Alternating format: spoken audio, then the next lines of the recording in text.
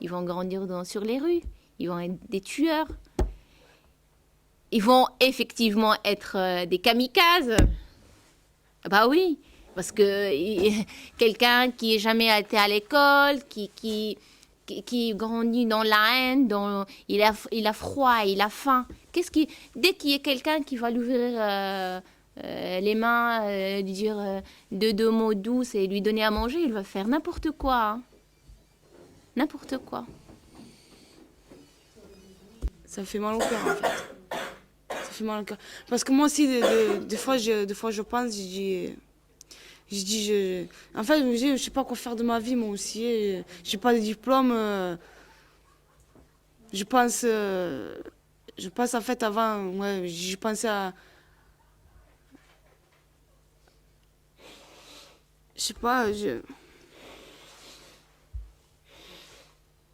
n'y a pas d'avenir. Il n'y a pas d'avenir et je sais pas quoi faire.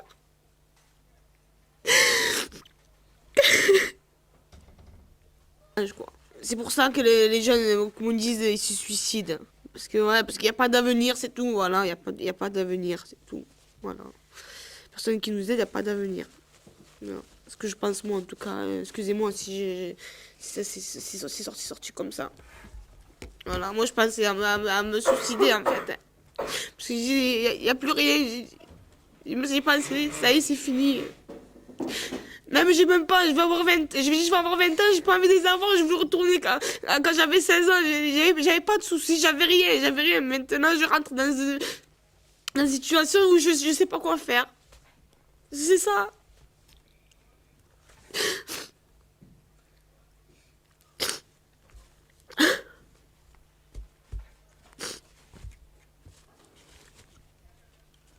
Ma mère elle a toujours dit, la vie c'est dur, la vie.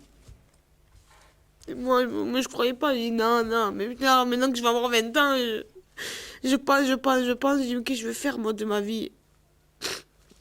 Je vois les gens ils sont heureux, les gens et moi, je dis, putain, ils sont heureux, hein, mais voilà, je fais la fille qui est heureuse, mais en fait, non, moi, je suis malheureuse, c'est tout. C'est ça. C'est ça. Voilà, ouais. Ouais. Peut-être comme toi. Je sais pas. Je sais pas.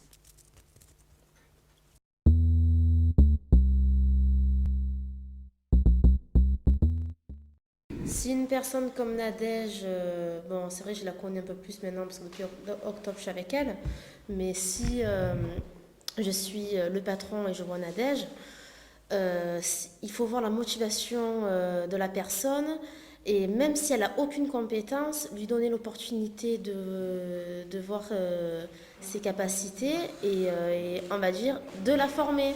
C'est-à-dire, voilà, j'ai ma formation d'entreprise, je te forme pendant tant de jours et après je vois ce que tu mérites, ce que tu vaux, c'est tout. Et là, bon, bien sûr, soit ça marche, soit ça marche pas.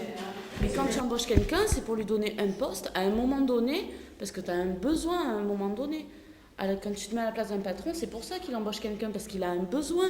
Après, est-ce que lui, il a envie de prendre le temps d'apprendre? Pas toujours, il n'a pas le temps. Pourquoi? Parce qu'il y a des données de rentabilité. Ouais, voilà. Il y a des trucs de rentabilité maintenant, on rentre là-dedans. Si dans l'entreprise, il y a un système qui est intégré de formation, il peut se permettre de mettre quelqu'un sur le jeune ou sur le moins jeune. D'ailleurs, c'est quelqu'un peut-être de 40 ans qui aura besoin d'apprendre un nouveau métier parce qu'il a perdu le sien.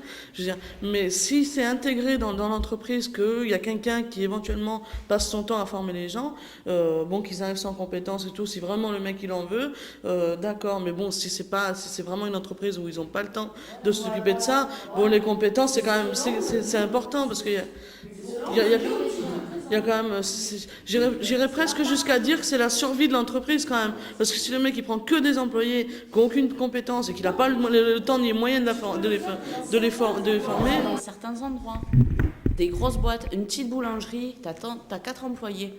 Le pâtissier tombe malade, il faut que tu le remplaces. Est-ce que tu vas prendre le petit jeune qui pointe? Non, T'as une pièce montée à faire le samedi, honnêtement. non, mais ça c'est... Voilà. Voilà.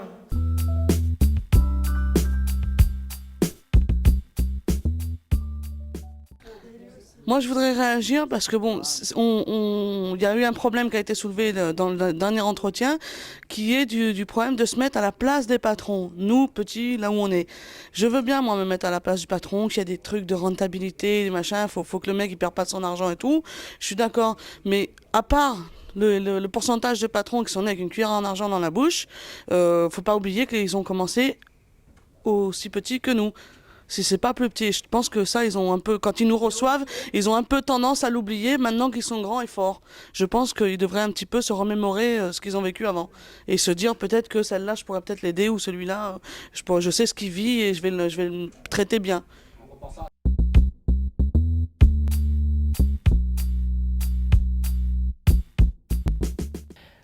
On connaît plus de choses.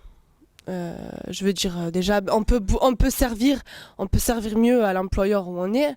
Je veux dire, par exemple, Samia, si elle travaille dans n'importe quel service et qu'elle a affaire à, je sais pas, même par exemple dans un aéroport ou quoi, à des gens étrangers, elle pourra leur parler arabe. Elle la sent plus que quelqu'un d'autre. Je suis marocaine, je suis très bien ramener d'autres idées ici. Il y a plein de choses. Tu sais, les Maghrébins... par exemple, comme un Français qui est parti au Maroc pour amener d'autres idées, des nouvelles trucs et tout, nous aussi, hein, on est riche on a une richesse culturelle vraiment importante.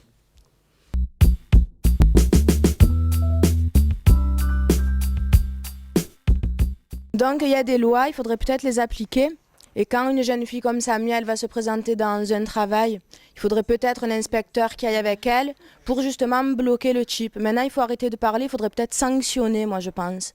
Il faudrait peut-être passer à l'action. Et... Ouais, mais bon, le patron, il te dira jamais, je te prends pas parce oui, que t'es une bien sûr. Il va trouver d'autres trucs. Tu vois, pour ça, tu peux pas tout le monde le sait. Mais monsieur, porter plainte contre un patron, vous vous rendez compte, on a perdu d'avance déjà. Eh ouais, on a perdu d'avance. Il faut que ça soit filmé, il faut tout mettre en œuvre pour que ces gens-là soient sanctionnés, parce que c'est pas parce qu'ils sont pleins de sous et tout qu'ils ont tous les droits. Il n'y a personne qui a tous les droits.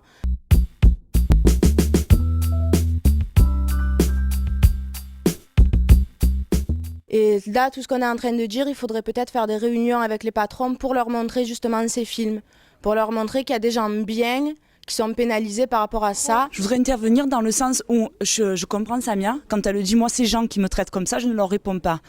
Il y a quelqu'un qui a dit un jour, le plus grand des mépris, c'est le silence. Et je la comprends parce que c'est pas en parlant à des gens comme ça, nous-mêmes, qu'on va pouvoir faire changer les choses. Par contre, vous, avec la chance que vous nous donnez aujourd'hui, c'est de pouvoir nous adresser à des gens qui sont peut-être plus larges d'esprit et au-dessus de ces gens-là et qui vont peut-être pouvoir faire changer les choses. Donc c'est une opportunité qu'on a. Je pense qu'aujourd'hui, en étant tous là et en parlant de tout ce qui se passe, on va pouvoir peut-être dénoncer ce que les gens savent déjà mais ne veulent pas voir.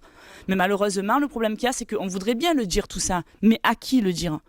Voilà, comment s'y prendre ? Le problème, il est là. Je pense que le vrai débat, il est là aujourd'hui. C'est qu'on voudrait bien intervenir. Il y a des gens comme nous qui ont envie de le dire, mais il y a des gens il y a des gens qui se découragent, qui le disent pas, non pas parce qu'ils n'ont pas envie de le dire, mais parce qu'ils savent plus où taper. Parce que toutes les portes, elles se ferment. Que quand on va essayer de dénoncer quelque chose, eh ben, on va se retrouver devant un mur. Et une porte et deuxième. Alors je dis bien, il faut persévérer. Je suis d'accord qu'il faille persévérer. Mais pour y arriver, peut-être que si on était plus nombreux et qu'on nous donnait l'occasion plus souvent de se regrouper, peut-être qu'on arriverait mieux à toucher les bonnes personnes sur tout ça. Parce que les dire, on pourra toujours les dire. Enfin, tant qu'on reste comme ça. Mais surtout être entendu.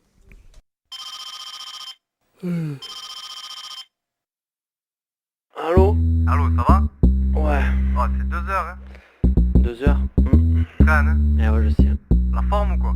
Non, j'ai pas trop la forme, tu as vu hier. Je suis allé à l'entretien là. Ouais. Pas trop bien passé encore. Ah, lâche pas. Ouais, je lâche pas. Vas-y, raconte.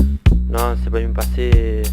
Ils veulent tous me faire croire que je suis jeune et con, aussi à ce qu'il paraît. Apparemment le seul à penser que c'est pas vrai. Jugement actif du vocabulaire que j'emploie, qui me pose des difficultés sur le marché de l'emploi.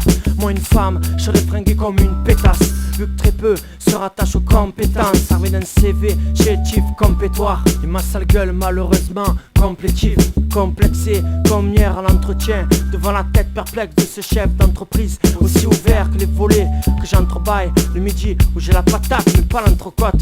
J'ai un autre défaut, je m'appelle pas Lucien, faudrait peut-être que chacun y mette du sien. C'est pas que j'ai pas de chance, on m'a jamais donné la mienne, à part ces poireaux qui attendent que je mette la mienne, qui te font sombrer dans l'alcool si t'aimes. Pendant ce temps les lettres négatives s'empilent, où on me dit que je suis un pantin dans ce système. Je vais me battre, je veux pas devenir une marionnette sans fil, sans fil, sans fil. Bébé, tu vois, j'ai le courrier dans la main. J'ai reçu. Alors, monsieur le perplexe, il me raconte. J'ai l'honneur de vous. C'est pas vrai, il m'embauche. Eh ben, tu vois. Attends, Cédric, c'est pour ma famille. Kai, Samantha.